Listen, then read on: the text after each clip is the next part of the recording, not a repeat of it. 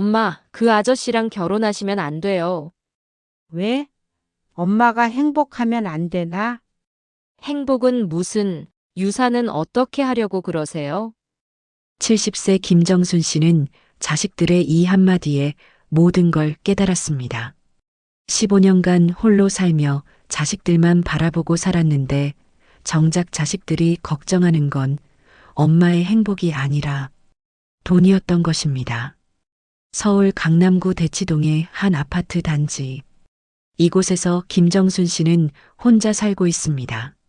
남편이 세상을 떠난 지 벌써 15년, 그 긴 세월을 오직 자식들만 바라보며 살아왔습니다. 정순 씨의 삶을 되돌아보면 그야말로 자식 바라기 그 자체였습니다.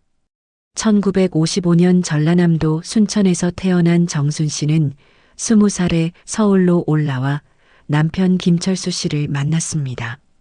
철수 씨는 당시 작은 건설회사를 운영하고 있었고 정순 씨는 그의 내조로 평생을 바쳤습니다. 결혼 후 정순 씨는 회사 일에 전념하는 남편을 뒷바라지하며 두 자녀를 키웠습니다. 새벽 5시에 일어나 도시락을 싸고 아이들 학교 보내고 남편 회사 일까지 도왔습니다. 특히 회사 장부 정리며 직원들 급여 계산까지 정순 씨가 하지 않는 일이 없었습니다. 그때는 정말 정신없이 살았어요. 남편은 현장 일로 새벽에 나가서 밤늦게 들어오고 저는 애들 뒷바라지에 회사 일까지. 하루가 48시간이어도 모자랄 지경이었죠. 정순 씨의 헌신 덕분에 남편의 사업은 점점 커져갔습니다. 작은 건설회사는 중견 건설업체로 성장했고 부동산 투자에도 성공하며 상당한 재산을 모을 수 있었습니다. 하지만 그 과정에서 정순 씨 자신을 위한 시간은 전혀 없었습니다. 첫째 아들 현우는 어릴 때부터 똑똑했습니다. 정순 씨는 현우의 교육에 특히 신경을 썼습니다. 학원비며 과외비를 아끼지 않았고 현우가 원하는 건 무엇이든 해주려 했습니다. 대학 진학 때는 서울대학교 경영학과에 합격시키기 위해 재수까지 시켰습니다. 현우가 고3일 때는 제가 더 스트레스를 받았어요.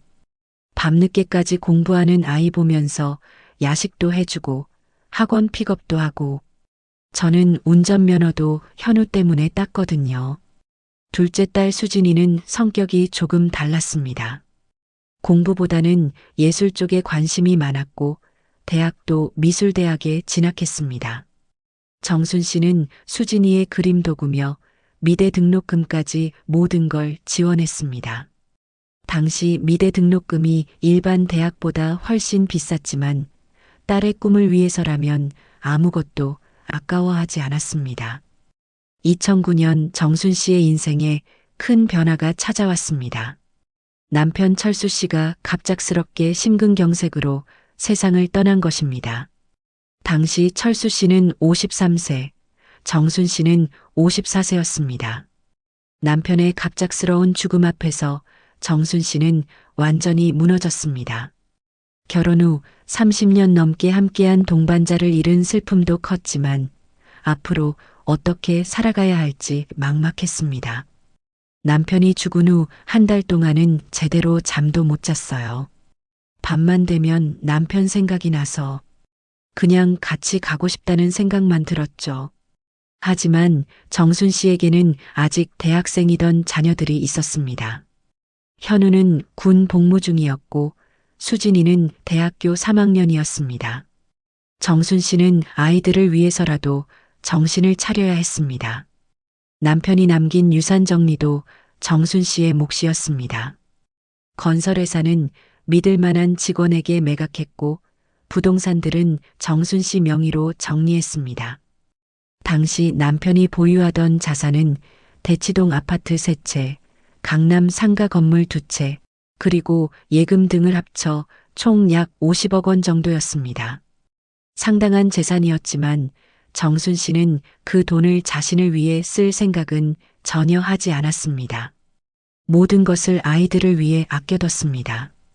현우가 대학을 졸업하고 취직할 때도 정순 씨는 뒤에서 든든한 지원군이 되어줬습니다. 현우가 대기업에 취직한 후 결혼 준비를 할 때는 신혼집 전세금 10억 원을 선뜻 마련해줬습니다. 현우가 결혼한다고 했을 때 저는 정말 기뻤어요. 드디어 우리 아들도 가정을 꾸리는구나 싶어서 신혼집 전세금이며 결혼식 비용까지 다 제가 댔죠. 수진이의 결혼 때도 마찬가지였습니다. 미대를 졸업한 수진이는 프리랜서 디자이너로 일하다가 같은 업계에서 일하는 남자를 만나 결혼했습니다. 정순 씨는 딸의 결혼식도 성대하게 치러줬고 신혼집 마련도 도와줬습니다. 그렇게 자식들이 각자의 가정을 꾸리고 나서 정순 씨는 진짜 혼자가 되었습니다. 대치동 아파트에서 혼자 사는 생활이 시작된 것입니다. 자식들이 결혼하고 나서도 정순 씨의 삶은 여전히 자식들 중심이었습니다. 일주일에 한 번씩은 현우네 집에 가서 밑반찬을 해주고 수진이가 바쁠 때는 손자 돌봄도 도맡아 했습니다. 특히 손자 손녀들을 볼 때만큼은 정순 씨도 행복했습니다. 현우의 아들 민준이와 수진이의 딸 서연이를 키우는 재미로 살았다고 해도 과언이 아니었습니다. 손자들 보는 게 정말 낙이었어요. 민준이는 할머니를 너무 좋아해서 제가 가면 엄마 아빠보다 저한테 먼저 달려오곤 했죠. 서연이도 마찬가지고 그때만큼은 외롭다는 생각을 안 했어요. 하지만 시간이 지나면서 정순 씨는 점점 외로워졌습니다. 자식들은 각자의 삶에 바빠서 정순 씨를 찾는 일이 줄어들었습니다. 특히 현우는 회사에서 승진하면서 더욱 바빠졌고 수진이는 이혼하면서 홀로 아이를 키우느라 정신이 없었습니다. 수진이의 이혼은 정순 씨에게 큰 충격이었습니다. 2018년 결혼 10년 만에 수진이가 이혼을 결정한 것입니다. 남편의 외도가 원인이었습니다. 수진이가 이혼한다고 했을 때 정말 하늘이 무너지는 것 같았어요. 그래도 저는 수진이 편에 서서 위로해 주려고 했죠. 서연이도 있으니까 앞으로 더 힘들 텐데. 이혼 후 수진이는 서연이를 데리고 정순 씨 근처로 이사 왔습니다.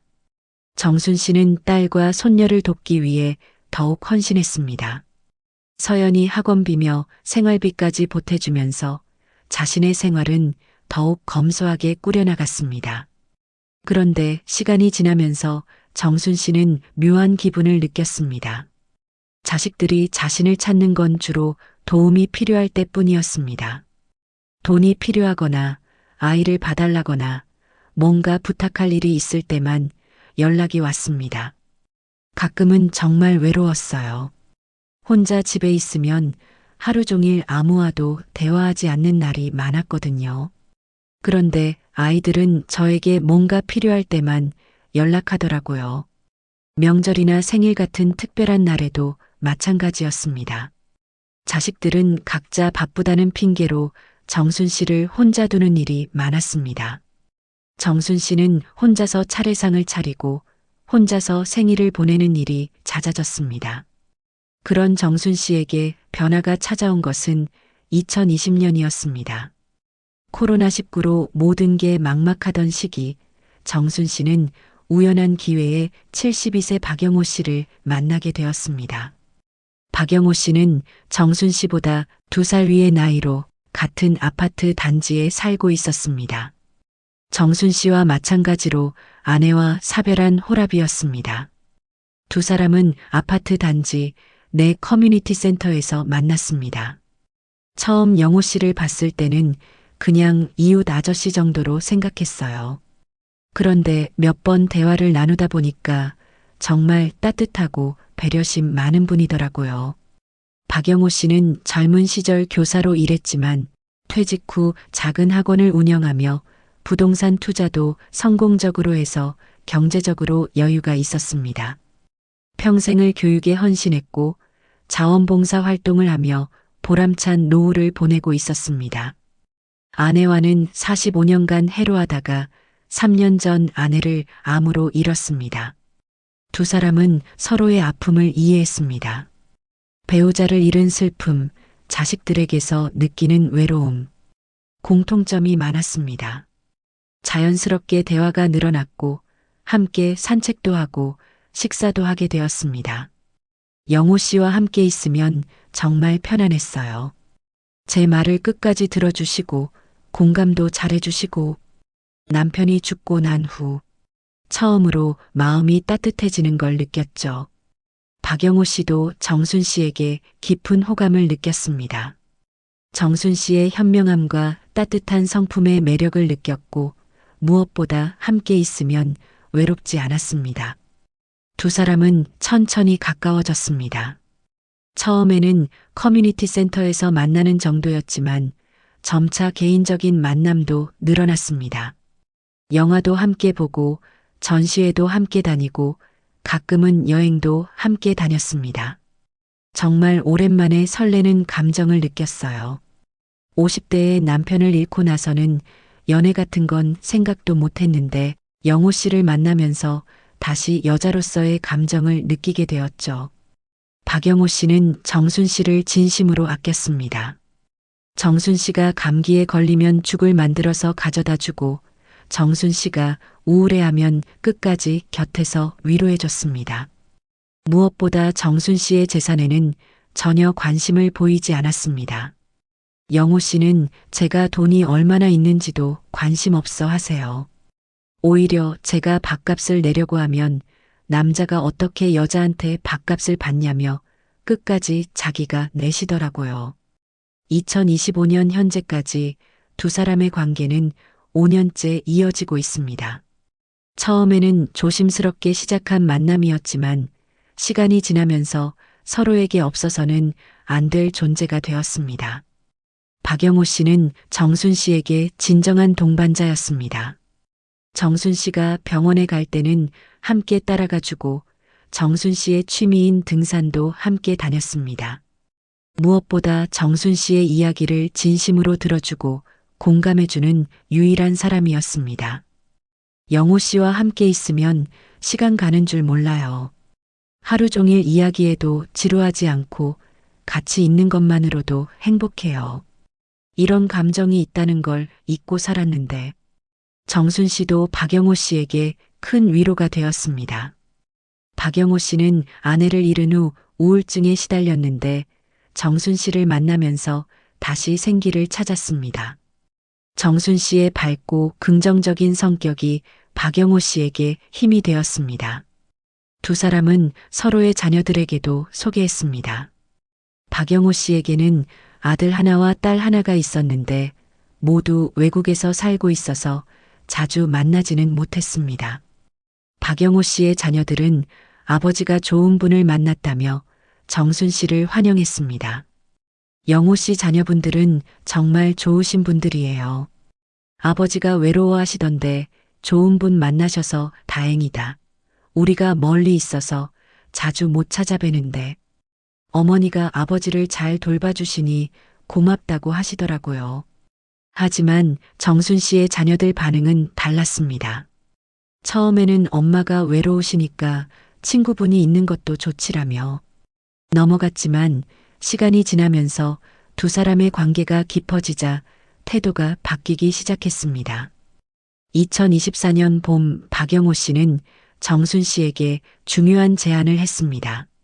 이제는 정식으로 재혼해서 함께 살고 싶다는 것이었습니다.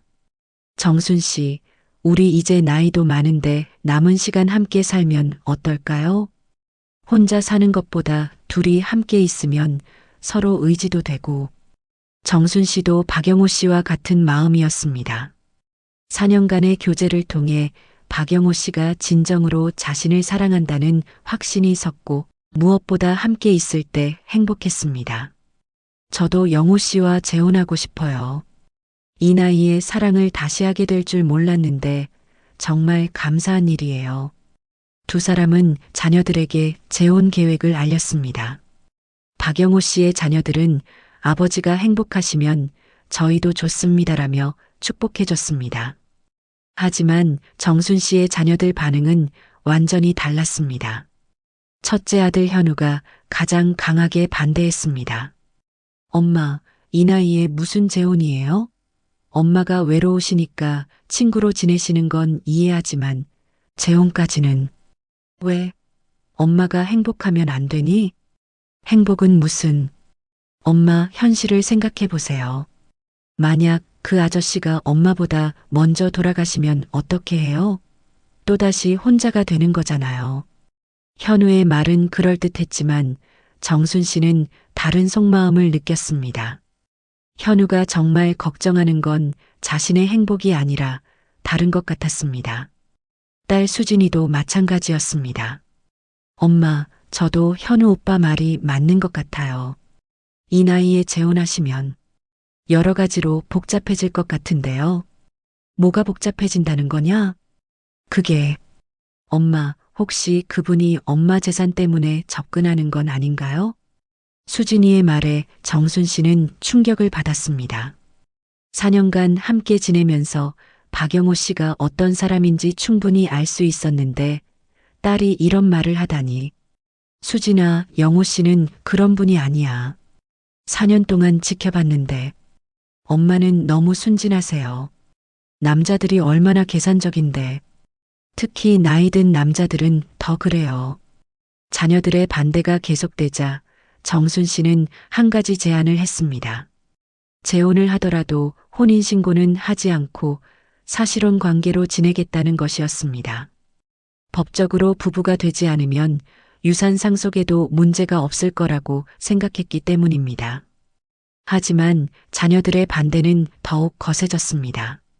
엄마, 혼인신고를 안 한다고 해서 문제가 해결되는 게 아니에요.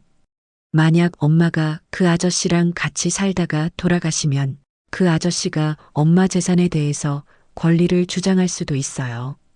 현우는 심지어 변호사까지 찾아가서 상담을 받았습니다. 변호사 선생님 말씀으로는 사실혼 관계에서도 재산분할 청구권이 생길 수 있다고 하네요. 특히 오랫동안 같이 살면서 경제적으로 기여한 부분이 있으면. 정순 씨는 아들의 말을 들으며 서글픈 마음이 들었습니다. 자신의 행복보다는 재산을 더 걱정하는 것 같아서였습니다. 현우야, 엄마가 언제까지 혼자 살아야 하는 거냐? 영호 씨는 정말 좋은 분이야. 엄마, 좋은 분이라는 건 엄마 생각이고 저희는 믿을 수가 없어요. 만약 정말 진심이라면 왜 하필 재산이 많은 엄마를 선택했겠어요? 딸 수진이는 더욱 직설적이었습니다. 엄마, 솔직히 말씀드릴게요. 저는 지금 이혼하고 서연이 키우느라 정말 힘들어요. 서연이 교육비며 생활비며 앞으로 엄마께 의지해야 할 일이 많은데 갑자기 그 아저씨가 나타나서 엄마 재산을 나눠 가져간다면 수진아, 너는 엄마를 뭘로 보는 거냐? 그게 아니라 엄마는 너무 순진하세요. 그 아저씨가 아무 목적 없이 엄마를 좋아할 리 없어요. 자녀들의 계속되는 반대에 정순 씨는 점점 지쳐갔습니다. 무엇보다 자녀들이 자신의 행복보다는 재산에만 관심이 있다는 게 서글펐습니다. 자녀들의 반대는 점점 더 노골적이 되었습니다. 특히 현우는 정순 씨의 나이를 들먹이며 재혼을 반대했습니다. 엄마 나이가 벌써 70세예요. 그 아저씨는 72세고 솔직히 얼마나 더 살겠어요? 이 나이에 재혼해서 뭘 하려고 그러세요? 현우의 말에 정순 씨는 크게 상처받았습니다. 현우야, 엄마가 빨리 죽기를 바라는 거냐? 그런 게 아니라 현실적으로 생각해 보세요. 엄마나 그 아저씨나 이미 인생의 마지막 단계 아니에요? 이 나이에 새로운 시작을 한다는 게 그럼 엄마는 죽을 때까지 혼자 살라는 거냐? 엄마에게는 저희가 있잖아요. 굳이 다른 남자가 필요한가요? 정순 씨는 아들의 말에 허탈했습니다. 자녀들이 있다고 해서 외로움이 사라지는 건 아닌데 현우는 그걸 이해하지 못하는 것 같았습니다. 수진이도 비슷한 말을 했습니다. 엄마, 저희가 엄마를 모시고 살면 되잖아요. 굳이 그 아저씨랑 살 필요가 있나요? 수진아, 너는 서연이 키우느라 바쁘잖아. 그런데 엄마까지 모신다고? 그거야. 저는 이미 엄마 근처에 살고 있으니까 더 자주 찾아뵙든지 아니면 현우 오빠가 자주 와서 안부 확인하든지. 하지만 정순 씨는 알고 있었습니다. 지난 15년간 자녀들이 자신을 얼마나 자주 찾아왔는지, 진짜로 자신을 모시고 살 의향이 있는지. 현우는 더욱 직접적으로 말했습니다. 엄마, 솔직히 말씀드릴게요. 엄마가 그 아저씨랑 결혼하시면 나중에 엄마 재산 문제로 정말 복잡해질 거예요. 지금 엄마 재산이 얼마나 되는지 알고 계세요? 그게 뭐가 중요하냐? 중요하죠. 엄마 명의로 된 아파트들이며 건물이며 예금이며 합치면 100억은 될 거예요. 그런데 그 아저씨랑 결혼하시면 그러면 어떻게 된다는 거냐? 나중에 엄마가 돌아가시면 그 아저씨도 엄마 재산에 대해서 권리를 주장할 수 있어요. 법적으로 배우자니까요. 정순 씨는 아들의 말을 들으며 씁쓸했습니다. 결국 자신의 행복보다는 재산이 더 중요하다는 얘기였습니다. 현우야, 그럼 엄마는 재산 때문에 평생 혼자 살아야 한다는 거냐? 그런 게 아니라, 엄마, 그 아저씨가 정말 엄마를 사랑해서 접근한 건지 어떻게 알아요? 혹시 엄마 재산을 노리고 4년 동안 지켜봤는데도 믿을 수 없다는 거냐? 엄마는 너무 착하시니까. 남자들이 얼마나 교활한지 모르세요.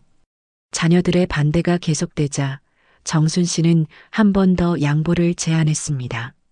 결혼을 하더라도 재산은 모두 자녀들에게 미리 상속해 주겠다는 것이었습니다. 그럼 이렇게 하자. 엄마가 지금 당장 재산을 너희들에게 다 물려줄게. 그러면 영호 씨랑 결혼해도 상관없지? 하지만 자녀들은 이것도 반대했습니다. 엄마, 그것도 문제예요. 지금 재산을 물려주시면 증여세가 엄청날 텐데. 현우는 이미 세무사와 상담까지 받은 상태였습니다. 세무사 선생님 말씀으로는 지금 재산을 증여하면 세금만 몇십억 원이 나온다고 하네요. 그냥 상속받는 게 세금 면에서 훨씬 유리하다고. 정순 씨는 아들의 말을 들으며 허탈했습니다. 결국 세금까지 계산해가며 자신의 재혼을 반대하는 것이었습니다. 수진이는 더욱 솔직하게 말했습니다. 엄마, 저는 지금 정말 힘들어요. 이혼하고 나서 서연이 키우느라. 앞으로 서연이 대학 갈 때까지 돈이 얼마나 들겠어요?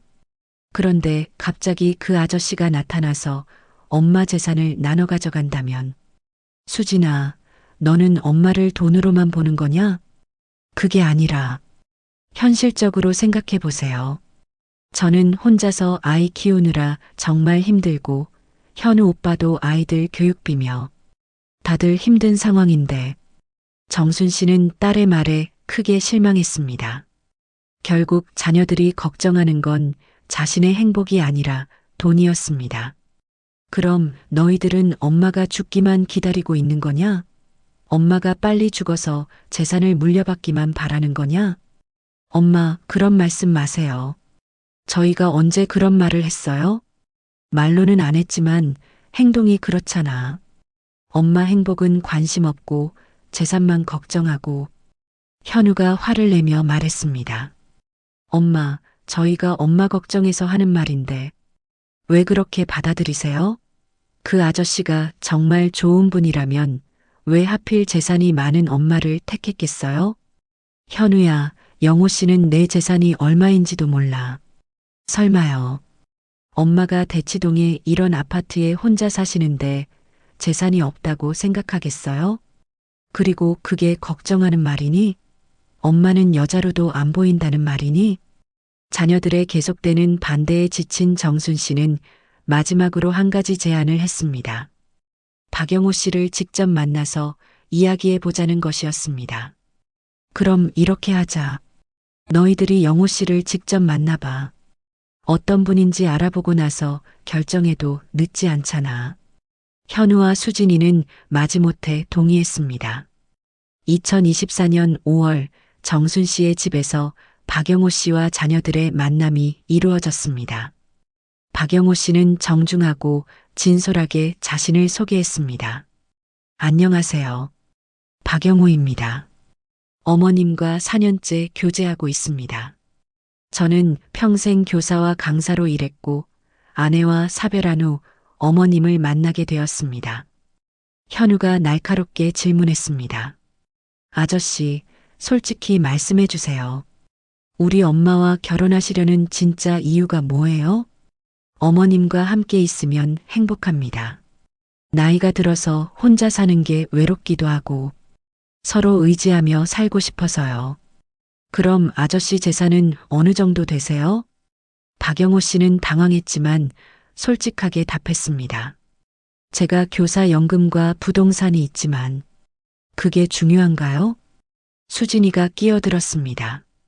중요하죠. 혹시 우리 엄마 재산을 노리고 접근하신 건 아니죠? 그런 말씀을. 저는 어머님의 재산이 얼마인지도 관심 없습니다.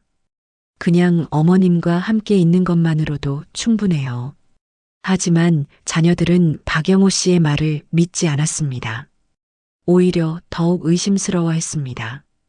현우가 직설적으로 말했습니다.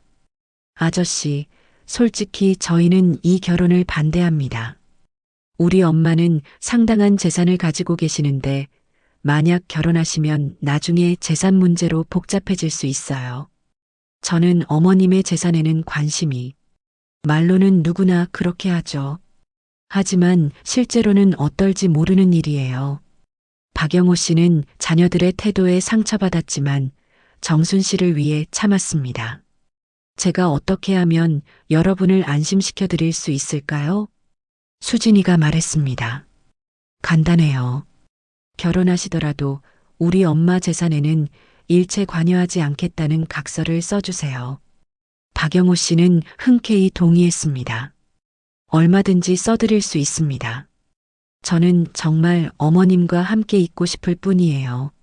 하지만 자녀들은 여전히 만족하지 않았습니다. 현우가 마지막으로 말했습니다. 아저씨, 저희 입장에서는 이해해 주세요. 우리 엄마가 평생 모은 재산인데 갑자기 모르는 분이 나타나서 저희도 가족이 있고 앞으로 살아갈 일이 많은데 박영호 씨와의 만남 이후에도 자녀들의 반대는 계속되었습니다. 오히려 더욱 노골적으로 재산 이야기를 꺼냈습니다. 현우는 정순 씨에게 구체적인 숫자까지 들이밀었습니다. 엄마 재산이 정확히 얼마인지 아세요? 대치동 아파트 3채가 시가로 60억, 강남 상가 건물 2채가 30억, 그리고 예금이며 주식이며 해서 10억. 총 100억이에요. 그게 뭐가 중요하냐? 중요하죠. 이 돈이 어떻게 모인 건지 생각해 보세요. 아버지가 평생 피땀 흘려 벌어서 엄마가 평생 아껴서 모은 돈이에요. 그런데 갑자기 나타난 남자한테 정순 씨는 아들의 말을 끊었습니다. 현우야, 그럼 엄마는 그 돈 때문에 평생 혼자 살라는 거냐? 그런 게 아니라 엄마 좀 더 신중하게 생각해 보세요. 그 아저씨가 정말 순수한 마음으로 엄마를 좋아하는 건지. 수진이도 거들었습니다. 엄마, 저는 정말 솔직하게 말씀드릴게요. 저는 지금 서연이 키우느라 정말 힘들어요. 서연이가 중학생인데 앞으로 고등학교, 대학교 돈이 얼마나 들겠어요? 그런데 갑자기 그 아저씨가 나타나서 엄마 재산을 나눠 가져간다면 저는 정말. 수진아, 너는 엄마를 은행으로 보는 거냐? 그게 아니라 엄마 현실을 봐야 해요. 저는 이혼녀고 혼자서 아이 키우느라 엄마가 아니면 의지할 곳이 없어요. 정순 씨는 딸의 말을 들으며 가슴이 아팠습니다. 결국 자녀들에게 자신은 돈을 주는 사람일 뿐이었습니다. 그럼 너희들은 엄마가 행복한 건 상관없다는 거냐? 오직 돈만 중요한 거냐? 현우가 변명했습니다. 엄마, 저희가 언제 엄마 행복을 바라지 않는다고 했어요? 하지만 현실적으로 생각해야 하는 거 아니에요? 현실적? 그럼 엄마가 혼자 외롭게 사는 건 현실적이지 않다는 거냐? 엄마에게는 저희가 있잖아요. 너희가 있다고? 너희가 언제 엄마를 찾아왔냐? 1년에 몇 번이나 연락했냐? 자녀들은 할 말이 없었습니다. 실제로 자신들이 어머니를 자주 찾지 않았다는 걸 알고 있었기 때문입니다. 자녀들의 계속되는 반대에 지친 정순 씨는 마침내 결심을 굳혔습니다. 2024년 6월 정순 씨는 자녀들을 불러 모았습니다. 현우야, 수진아. 엄마가 마지막으로 말한다. 자녀들은 어머니의 단호한 표정에 긴장했습니다. 엄마는 영호 씨와 재혼할 거다. 너희들이 반대하든 말든 상관없어. 엄마, 말 끝까지 들어. 그리고 너희들과는 이제 연락하지 않을 거다. 현우와 수진이는 깜짝 놀랐습니다. 엄마, 갑자기 왜 그런 말씀을? 왜냐고? 너희들이 엄마를 뭘로 보는지 이제 알겠어. 엄마는 너희들에게 돈 주는 기계일 뿐이야. 엄마, 그런 게 아니에요. 그럼 뭐냐? 엄마 행복보다는 재산만 걱정하고. 이게 자식이냐? 정순 씨의 목소리가 떨렸습니다. 엄마가 15년 동안 혼자 살면서 얼마나 외로웠는지 너희들은 알기나 하냐? 명절 때도 혼자, 생일 때도 혼자. 그런 엄마를 처음으로 행복하게 해준 사람이 영호 씨야. 엄마. 그런데 너희들은 그런 엄마 마음은 관심 없고 오직 돈만 걱정해. 엄마가 죽으면 재산 어떻게 나눌지만 생각하고. 현우가 변명했습니다. 엄마, 저희가 그런 뜻으로 한 말이 아니에요. 그럼 무슨 뜻이냐? 영호 씨가 엄마 재산 노린다고, 엄마가 속고 있다고, 이 나이에 무슨 재혼이냐고. 이 말은 다 뭐냐? 수진이가 울먹이며 말했습니다. 엄마, 저희도 엄마가 행복하셨으면 좋겠어요. 하지만 뭐? 재산은 따로고, 엄마 행복이랑 재산이랑 별개라고. 정순 씨는 자리에서 일어났습니다. 좋아. 엄마는 결정했어. 재산은 너희들 주지 않을 거야. 자녀들이 깜짝 놀라며 일어났습니다. 엄마, 뭐라고 하신 거예요? 들은 그대로야. 엄마 재산은 너희들이 못 받아. 그럼 어떻게 하시려고요? 그건 엄마가 알아서 할 일이야. 전부 사회에 기부할 수도 있고 영호 씨랑 함께 쓸 수도 있고. 현우가 급해졌습니다. 엄마, 진정하세요. 저희가 잘못 생각했어요. 이제 와서 무슨 소용이 있냐? 너희들 본심을 다 받는 걸. 엄마, 정말 죄송해요. 그 아저씨랑 결혼하셔도 반대하지 않을게요. 늦었다. 엄마는 이미 결심했어. 그날 이후로 정순 씨는 정말로 자녀들과 연락을 끊었습니다. 전화도 받지 않고 문자도 답장하지 않았습니다. 자녀들이 집으로 찾아와도 문을 열어주지 않았습니다. 대신 정순 씨는 박영호 씨와의 재혼 준비에 집중했습니다. 2024년 8월 두 사람은 조용히 혼인신고를 했습니다. 성대한 결혼식은 하지 않고 가까운 친구들만 모여서 간단한 식사 자리를 가졌습니다. 정말 이렇게 해도 되는 건가요? 박영호 씨가 걱정스럽게 물었습니다. 괜찮아요. 제 결정이에요. 이제는 제 행복이 우선이에요. 정순 씨는 확신에 찬 목소리로 답했습니다. 재혼 후 두 사람은 정순 씨의 아파트에서 함께 살기 시작했습니다. 박영호 씨는 자신의 아파트는 임대로 내놓았습니다. 함께 사는 생활은 정순 씨가 상상했던 것보다 훨씬 행복했습니다. 아침에 일어나면 박영호 씨가 이미 커피를 끓여놓고 있었고 함께 아침 식사를 하며 하루를 시작했습니다. 여보, 오늘은 뭐 하고 싶어요?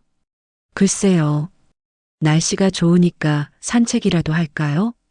두 사람은 매일을 새롭게 보냈습니다. 함께 시장을 보고 함께 요리를 하고 함께 드라마를 보고 평범한 일상이었지만 혼자 있을 때와는 완전히 달랐습니다. 정순 씨는 15년 만에 처음으로 진정한 행복을 느꼈습니다. 영호 씨 덕분에 제가 이렇게 웃을 수 있게 됐어요. 저도 마찬가지예요.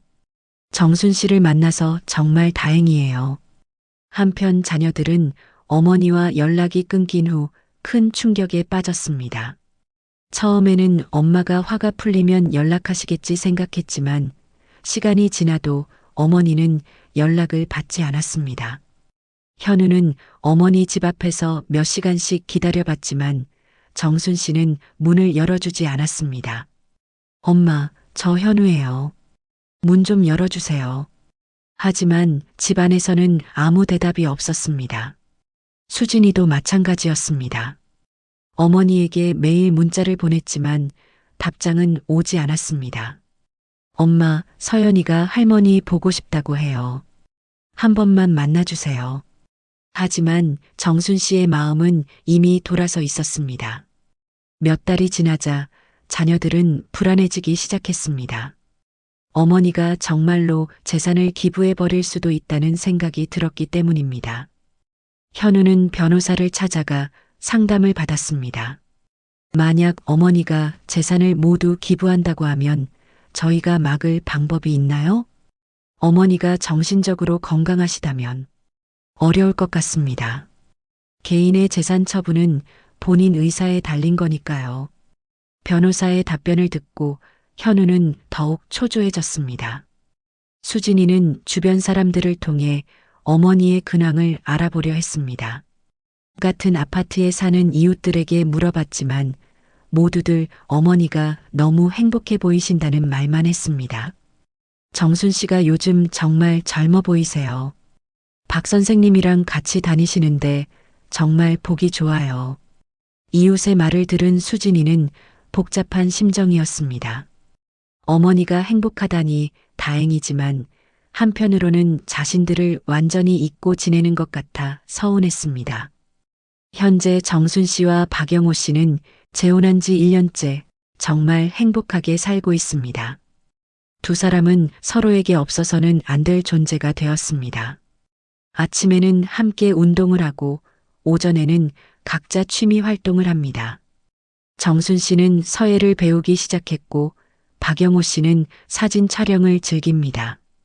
점심은 대부분 함께 해결하고 오후에는 친구들과 만나거나 문화활동을 합니다. 연극 관람, 전시회 관람, 가끔은 단기 여행도 다닙니다. 여보, 다음 주에 부산 여행 어때요? 좋아요. 오랜만에 바다도 보고 싶었어요. 두 사람은 자주 여행을 다닙니다. 국내 여행은 물론이고 박영호 씨의 자녀들이 있는 미국에도 다녀왔습니다. 박영호 씨의 자녀들은 정순 씨를 진짜 어머니처럼 따뜻하게 맞아줬습니다. 어머니, 아버지가 정말 많이 밝아지셨어요. 어머니 덕분이에요. 박영호 씨의 딸이 정순 씨에게 고마워했습니다. 정순 씨는 박영호 씨의 가족들과도 좋은 관계를 맺고 있습니다. 화상통화로 자주 안부를 묻고 명절에는 미국에 가 함께 보내기도 합니다. 여보, 가끔은 아이들이 걱정되지 않아요? 박영호 씨가 조심스럽게 물어봅니다. 처음에는 그랬어요. 하지만 이제는 아니에요. 제가 행복해지고 나니까 그 아이들이 얼마나 저를 이용만 했는지 알겠더라고요. 정순 씨는 담담하게 답합니다. 그 아이들에게 저는 돈을 주는 사람일 뿐이었어요. 진짜로 저를 걱정하고 사랑했다면 제 행복을 반대하지 않았을 거예요. 정순 씨는 재산에 대해서도 이미 결정을 내렸습니다. 박영호 씨와 상의해서 상당 부분을 사회에 기부하기로 했고 일부는 박영호 씨의 자녀들에게도 나누어 줄 계획입니다. 제 자녀들은 저를 돈으로만 봤지만 영호 씨 자녀들은 진짜로 저를 가족으로 받아줘요. 그러니까 그분들이 받을 자격이 있죠. 박영호 씨는 정순 씨의 결정을 지지했습니다. 당신이 결정하는 대로 하세요. 저는 상관없어요. 정순 씨의 자녀들은 여전히 어머니와 연락하려고 노력하고 있지만 정순 씨의 마음은 이미 돌아서 있습니다. 특히 명절이나 생일 같은 날에는 더욱 간절하게 연락을 시도하지만 정순 씨는 응답하지 않습니다. 엄마, 정말 죄송해요. 저희가 잘못 생각했어요. 한 번만 기회를 주세요. 현우와 수진이가 보내는 문자에도 정순 씨는 답하지 않습니다. 몇 달 전에는 손자 민준이와 손녀 서연이까지 데리고 와서 아파트 앞에서 기다리기도 했습니다. 할머니, 저 민준이에요. 할머니 보고 싶어요. 하지만 정순 씨는 아이들의 목소리를 들어도 문을 열어주지 않았습니다. 박영호 씨가 안쓰러워하며 말했습니다. 여보, 그래도 손자들까지. 영호 씨, 그 아이들을 이용해서 저를 흔들려고 하는 거예요. 진짜로 아이들을 생각한다면 이런 식으로 데리고 오지 않았을 거예요. 정순 씨는 냉정했습니다. 자녀들의 의도를 너무 잘 알고 있었기 때문입니다. 그리고 지금 정순 씨와 박영호 씨는 서울의 아파트는 팔고 제주도에 집을 마련해서 새로운 삶을 시작했습니다. 정순 씨와 영호 씨가 살고 있던 아파트와 영호 씨가 임대받고 있던 아파트도 팔아 정말로 사회에 기부했습니다. 아동복지시설과 노인복지시설에 나누어 기부했고 정순 씨가 가지고 있던 아파트를 팔아 박영호 씨의 자녀들에게도 증여했습니다. 현우와 수진이는 어머니의 기부 소식을 뒤늦게 알고 큰 충격을 받았습니다. 하지만 이미 늦었습니다. 정순 씨는 자신의 결정에 대해 전혀 후회하지 않습니다. 제가 평생 모은 돈이 정말 필요한 곳에 쓰이니까 기분이 좋아요. 그 돈 때문에 자식들과 갈등만 생겼는데 이제는 그런 걱정이 없어요. 무엇보다 박영호 씨와 함께하는 매일이 행복합니다. 두 사람은 서로를 진심으로 사랑하고 존중합니다. 나이가 들어서 만난 사랑이지만 어쩌면 젊을 때보다 더 깊고 진실한 사랑일지도 모릅니다. 가끔 서울에 있는 자녀들 생각이 나지만 정순 씨는 더 이상 마음 아파하지 않습니다. 자신의 행복을 선택한 것에 대해 전혀 후회하지 않습니다. 제가 평생을 자식들만 보고 살았는데 이제는 제 인생을 살고 있어요. 늦었지만 정말 다행이에요.